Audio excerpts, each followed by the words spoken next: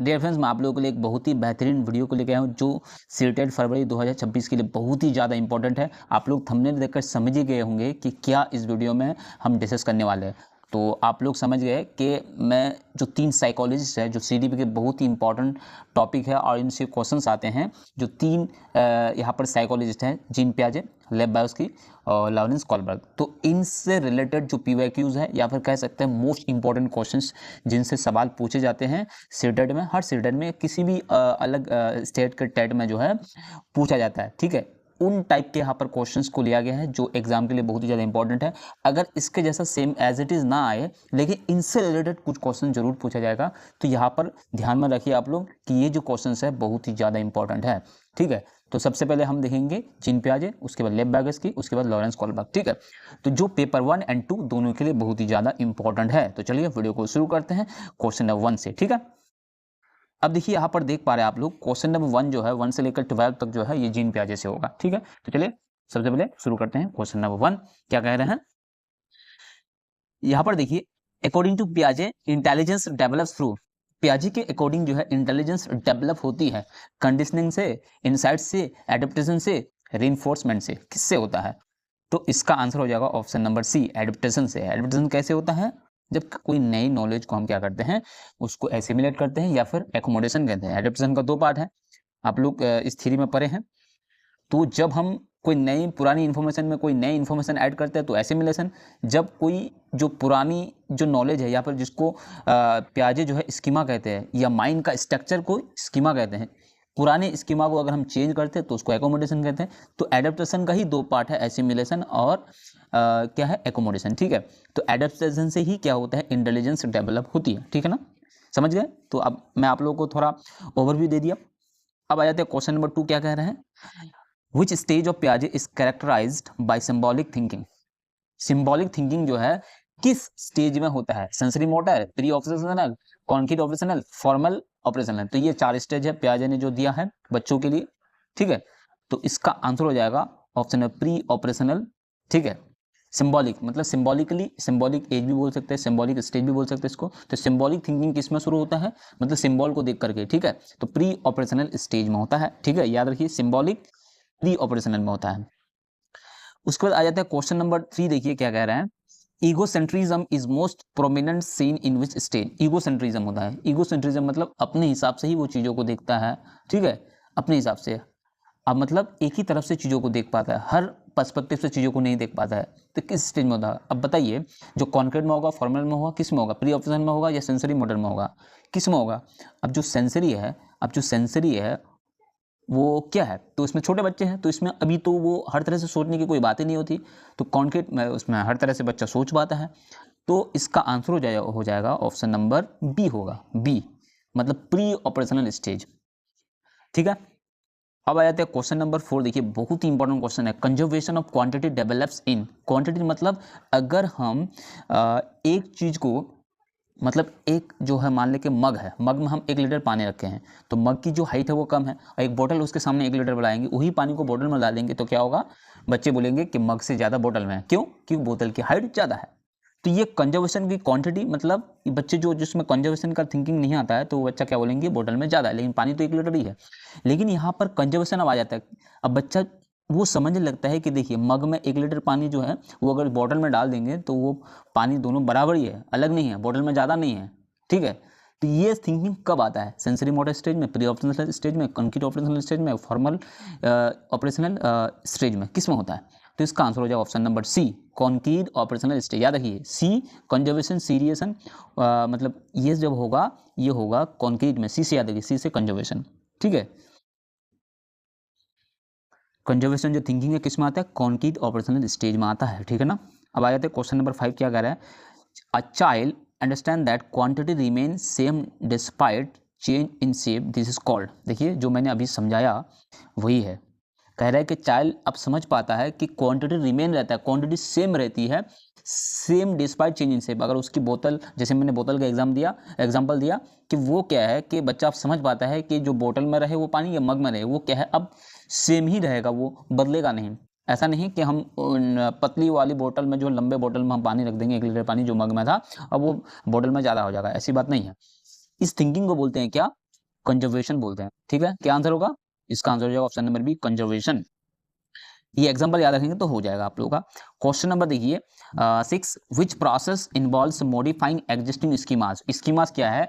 पियाजे के हिसाब से जो हमारे माइंड में इंफॉर्मेशन आती है, जहाँ पर इंफॉर्मेशन सेव होकर रहती है, उसको बोलते हैं स्कीमा। ठीक है, जैसे हम घोड़ा को देखें, घोड़ा के बारे में इंफॉर्मेशन हमारे माइंड में ऐड हुआ, तो ये जो है एक स्कीमा बन गया, तभी हम कह पाते हैं जब भी घोड़ा देखेंगे तो कहते हैं ये घोड़ा है, तो स्कीमा बन गया है। तो उस स्कीमा जो हमारे माइंड में पहले से है, उसको मॉडिफाइंग करते हैं, उसको चेंज करते हैं जरूरत पड़ने पर। ठीक है, मतलब घोड़ा के जैसा कुछ और आ गया, एनिमल आ गया, तो हम भी उसको घोड़ा ही बोलते हैं। तो अब उसको चेंज करने की जरूरत है कि वो घोड़ा नहीं, कुछ और भी हो सकता है, गधा भी हो सकता है। तो उसको चेंज करने की जब जरूरत पड़ती है, वो चेंज करने का जो प्रोसेस है उसको क्या बोलेंगे? एसिमिलेशन। अभी मैंने समझा, assimilation, organisation, accommodation, equilibrium. Equilibration क्या होगा? तो इसका आंसर हो जाएगा ऑप्शन नंबर सी, एकोमोडेशन। मैंने अभी बताया, अगर चेंज करेंगे तो एकोमोडेशन, अगर ऐड करेंगे, कोई चेंज नहीं करेंगे तो उसको एसिमिलेशन। एसिमिलेशन मतलब एडिशन, याद रखिए। एकोमोडेशन मतलब चेंज करना, मोड एकोमोडेट करना पड़ेगा, चेंज करना पड़ेगा। ठीक है ना, बहुत इंपॉर्टेंट सवाल है ये। अब आ जाते हैं क्वेश्चन नंबर 7, क्या कह रहा है? अकॉर्डिंग टू पियाजे लर्निंग ओकर बेस्ट व्हेन। पियाजे के मुताबिक लर्निंग जो है बहुत ही ज़्यादा अच्छी तरह से होती है कब? टीचर एक्सप्लेन क्लियरली, जब टीचर एक्सप्लेन करता है क्लियरली। चाइल्ड मेमोराइज, मेमोराइज तो नेगेटिव वर्ड है। उसका सी नंबर है child actively interacts with environment. Child जो है इंटरेक्ट कर पाता है एक्टिवली, मतलब एक्टिव होकर के, क्योंकि जीन प्याजे का जो मानना है, वो बोलते हैं बच्चा लर्निंग बाय डूइंग, मतलब लर्निंग बाय डूइंग मतलब करके सीखता है। ये याद रखिए, लर्निंग बाय डूइंग मतलब करके कुछ सीखेगा। तो यहाँ पर क्या होगा? एक्टिवली इंटरेक्ट करेगा विद इन्वायरमेंट के साथ, तो उस वक्त बच्चा ज़्यादा सीख पाएगा। रिवार्ड आर्ग्यूमेंट, जब रिवार्ड देंगे उसको बच्चा सीखेगा, तो रिवार्ड अगर देंगे उस तरह से बच्चा अगर सीखेगा तो सिर्फ रिवार्ड के लिए पड़ेगा, समझेगा ही नहीं बच्चा, तो वो लर्निंग जो है बेस्ट नहीं हो सकती। तो इसका आंसर हो जाएगा ऑप्शन नंबर सी। अब आ जाते हैं क्वेश्चन नंबर 8, क्या कह रहा है? Which stage is associated with hypothetical thinking. Hypothetical thinking अगर आ जाए तो बहुत ही ज़्यादा इंपॉर्टेंट है ये, फॉर्मल ऑपरेशनल स्टेज होगा ये, याद रखिए। हाइपोथेटिकल थिंकिंग अगर आएगा तो फॉर्मल ऑपरेशनल स्टेज होगा, समझ गए ना? याद रखिए, जैसे मैंने बताया कंजर्वेशन, कंजर्वेशन, सीरियसन, ये किस में होगा? वो होगा कॉन्क्रीट में। अगर हाइपोथेटिकल थिंकिंग आ जाए मतलब वो फॉर्मल ऑपरेशनल स्टेज में होगा। ठीक है ना? क्वेश्चन नंबर 8, 9 देखिए, पियाजे एम्फेसाइज डेवलपमेंट एज। पियाजे जो है डेवलपमेंट को एम्फेसाइज किया, जोर दिया, बताया है डेवलपमेंट के बारे में क्या? Continuous, discontinuous, random, environment driven, only. Only वाला ऑप्शन तो नेगेटिव होता है ज़्यादातर। तो 9 का आंसर हो जाए ऑप्शन नंबर डिसकंटिन्यूअस होगा। डिसकंटिन्यूअस मतलब लगातार, ऐसा नहीं कि सीढ़ी के जैसा, मतलब ऐसा नहीं कि जैसे हम लिफ्ट में चढ़ते हैं जो प्लेन वाली सीढ़ी होती है उस तरह से नहीं होता, कंटिन्यूअस। डिसकंटिन्यूअस मतलब एक स्टेज होता है, फिर उसके बाद थोड़ी देर बाद दूसरा स्टेज होता है। ठीक है, डिसकंटिन्यूअस होता है, याद रखना कि प्याजे के हिसाब से डिसकंटिन्यूअस होता है, और कोलबा के हिसाब से क्या होता है आप लोग बताइए।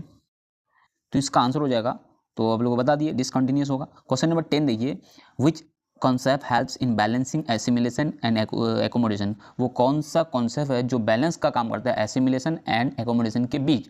क्या है वो? कंजर्वेशन, ऑर्गेनाइजेशन, इक्विलिब्रियम, मैचुरेशन, क्या होगा? क्वेश्चन नंबर 10 का आंसर होगा option number C, equilibrium. Equilibrium मतलब इक्वलाइज करेगा, बैलेंसिंग का काम करेगा, मतलब बैलेंस करेगा दोनों को, मतलब कब चेंज करना है, कब अकोमोडेट करना है। ठीक है ना, ये बैलेंस का काम करेगा कौन? इक्विलिब्रियम। तो ये कैसे प्रोसेस होता है? जैसे कोई नई इन्फॉर्मेशन हमारे माइंड में पहले से है, कोई पुरानी इन्फॉर्मेशन पहले से हमारे माइंड में है, लेकिन जब उसको, अब जब कोई नई इन्फॉर्मेशन ऐड करता है फीड नहीं हो रहा है, तो इसका मतलब डिस इक्विलिब्रियम हो गया। तो डिस इक्विलिब्रियम के बाद क्या होगा? एकोमोडेशन होगा। एकोमोडेशन के बाद क्या होगा? फिर इक्विलिब्रियम होगा। ठीक है ना? क्वेश्चन नंबर 11 देखिए, a child saying all 4 legged animals are dogs shows.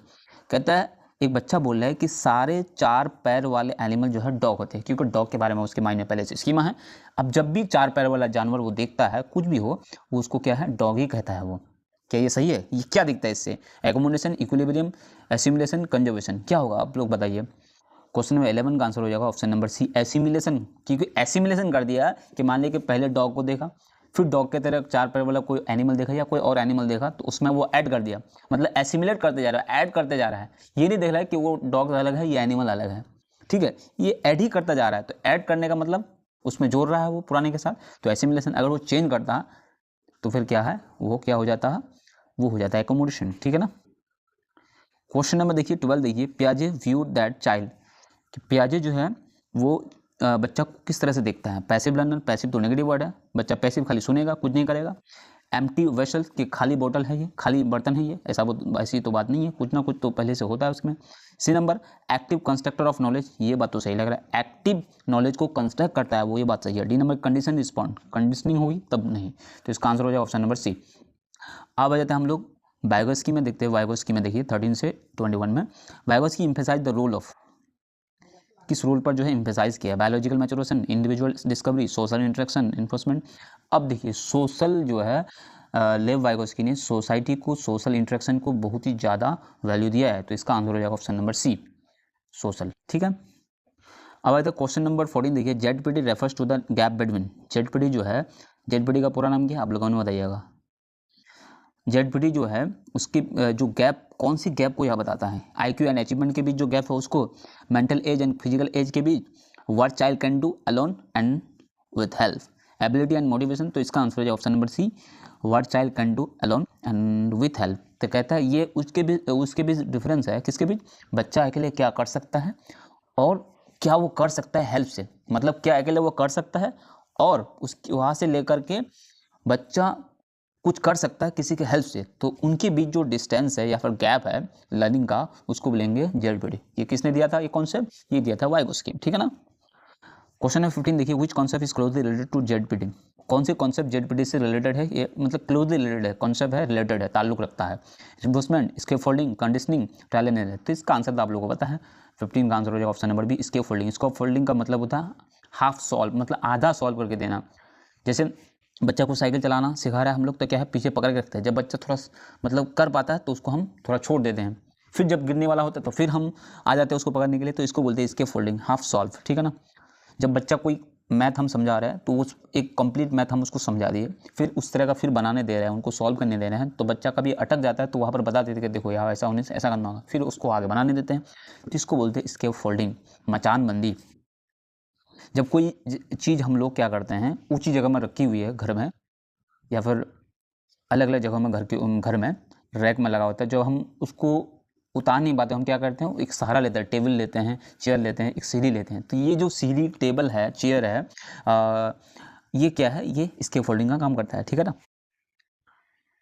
अब आ जाता है क्वेश्चन नंबर 16, क्या कह रहा है, अकॉर्डिंग टू वाइगोस्की, वाइगोस्की के हिसाब से लैंग्वेज प्लेज अ की रोल इन, लैंग्वेज बहुत ही की रोल लगता है किस में, इमोशनल ग्रोथ में, फिजिकल ग्रोथ में, कॉग्निटिव डेवलपमेंट में, मॉरल डेवलपमेंट में, किस में होगा बताइए। तो इसका आंसर हो जाएगा option number C, cognitive development, मतलब कॉग्निटिव मतलब थिंकिंग, रीजनिंग, लॉजिकल थिंकिंग, ये सब जिसमें आता है, मतलब थिंकिंग जो आता है, जो ब्रेन का जिस पार्ट में थिंकिंग होता है, लॉजिकल होता है, रीजनिंग होता है, ये सब क्या होगा, ये कॉग्निटिव डेवलपमेंट है। ठीक है ना। इसमें बहुत ही ज़्यादा रोल है। देखिए अब ऐसा क्यों कहा जा रहा है, क्योंकि कोई इन्फॉर्मेशन हम जो माइंड में डाले, कोई ना कोई लैंग्वेज के थ्रू ही ना डाले हैं, या कोई आम जबान हो, कोई मदर टंग हो या फिर इंग्लिश हो, कोई भी लैंग्वेज के थ्रू ही ना डाले हैं, इसलिए यहाँ पर कहा गया लैंग्वेज बहुत ही बड़ा रोल लगता है, कहाँ पे, कॉग्निटिव डेवलपमेंट में। किसने कहा, वाइगोस्की ने कहा। क्वेश्चन नंबर 17 क्या कह रहा है देखिए, टॉकिंग टू वन सेल्फ, मतलब खुद से बात करना, while solving a problem is called, जब खुद से बात करना, कोई जब प्रॉब्लम हम सॉल्व करते हैं उसको क्या बोलेंगे, babbling, social speech, private speech, inner speech, क्या होगा। तो इसका आंसर है option number C, private speech. तो देखिए scaffolding, ZPD, private speech किसने दिया था, ये किसका टर्म है, ये है वाइगोस्की की। ठीक है। क्वेश्चन नंबर 18 देखिए, which teacher role aligns with Vygotsky theory, कौन से जो है मतलब रोल है जो टीचर का वाइगोस्की थ्योरी से अलाइन करती है, ऑथोरिटी, लेक्चरर, फैसिलिटेटर, उसके बाद एग्जामिनर, क्या होगा। इसका मतलब हो जाएगा ऑप्शन नंबर सी, फैसिलिटेटर। मतलब फैसिलिटेटर का मतलब होता है बच्चों को, उसको हर चीज़, ज़रूरत की चीज़ें प्रोवाइड करना, ना कि खुद ही लेक्चर देना, खुद ही सब करना, बच्चों को एक्टिव करवाना, बच्चों के लिए ऐसा इन्वायरमेंट तैयार करना जो बच्चे जिससे बेस्ट इफेक्टिव वे में सीख पाए। तो ये क्या है, ऑप्शन नंबर सी आंसर होगा। ठीक है।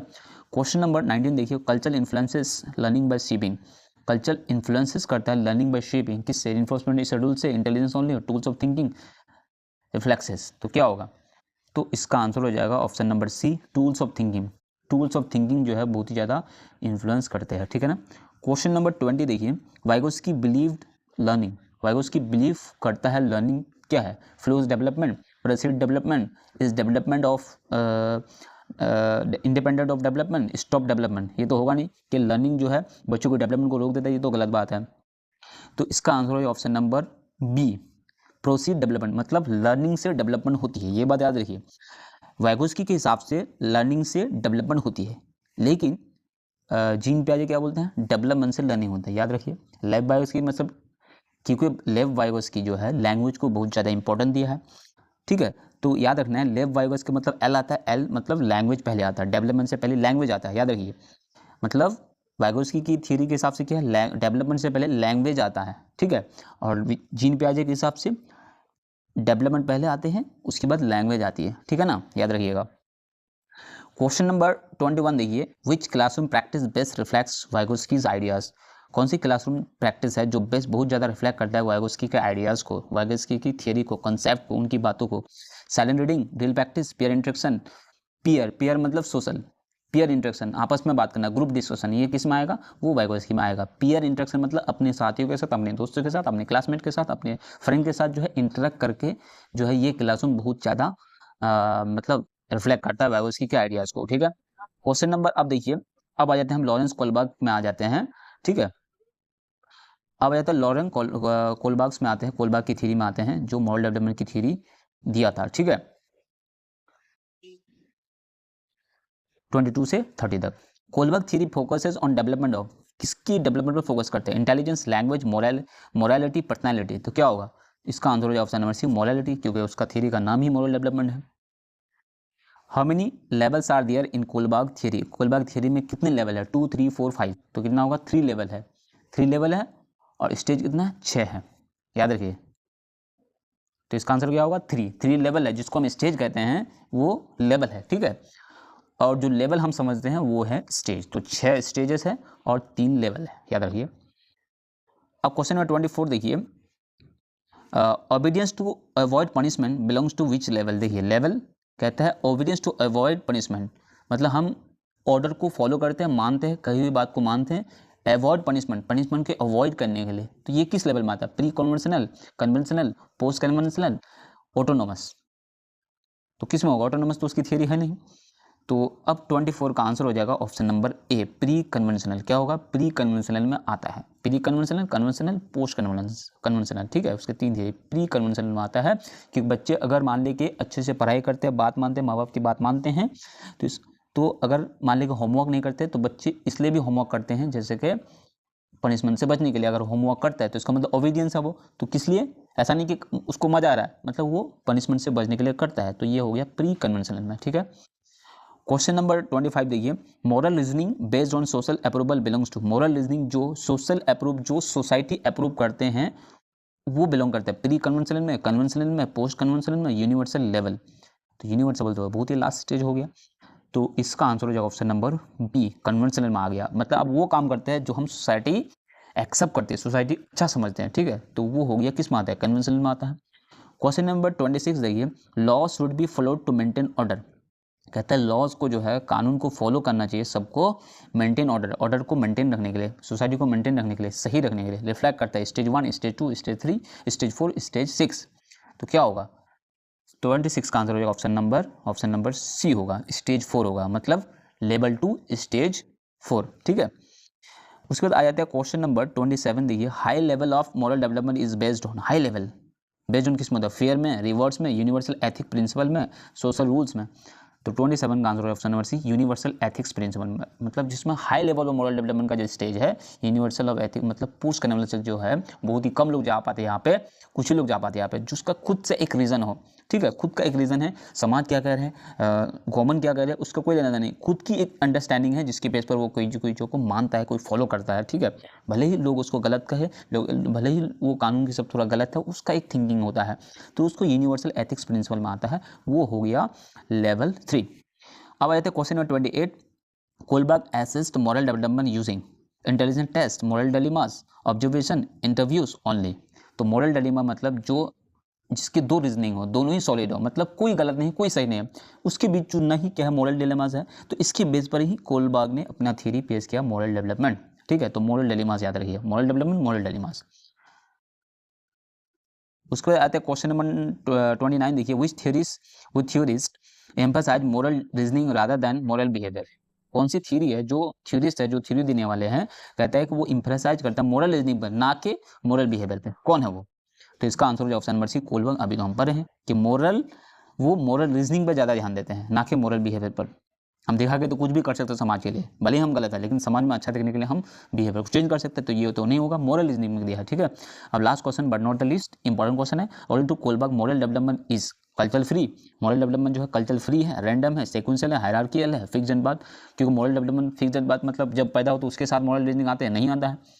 तो ये होगा option number C, sequential and hierarchical. Sequential मतलब स्टेप बाय स्टेप जाएगा, पहले स्टेज होगा, सेकंड स्टेज, थर्ड स्टेज होगा, ऐसा नहीं होगा जो सेकंड स्टेज में चलाएगा फिर वन स्टेज आएगा फिर थर्ड में चलाएगा, ऐसा नहीं होगा। एक सीक्वेंशियल होगा, पहले वन में होगा, मतलब लेवल 1 में होगा, फिर लेवल 2 में होगा, फिर लेवल 3 में जाएगा। डायरेक्ट लेवल 2 या फिर लेवल 3 में नहीं जा सकता, उसको स्टेप बाय स्टेप जाना होगा, हायरार्कियल है, ठीक है। तो ये रहा 3 मोस्ट साइकोलॉजिस्ट, पियाजे, कोलबर्ग, लेव वाइगोत्स्की, तीनों के हम रिलेटेड क्वेश्चंस को देखें जो बहुत ही इंपॉर्टेंट है। आई होप इनमें से बहुत सारे क्वेश्चंस इंटरचेंज करके पूछा जा सकता है।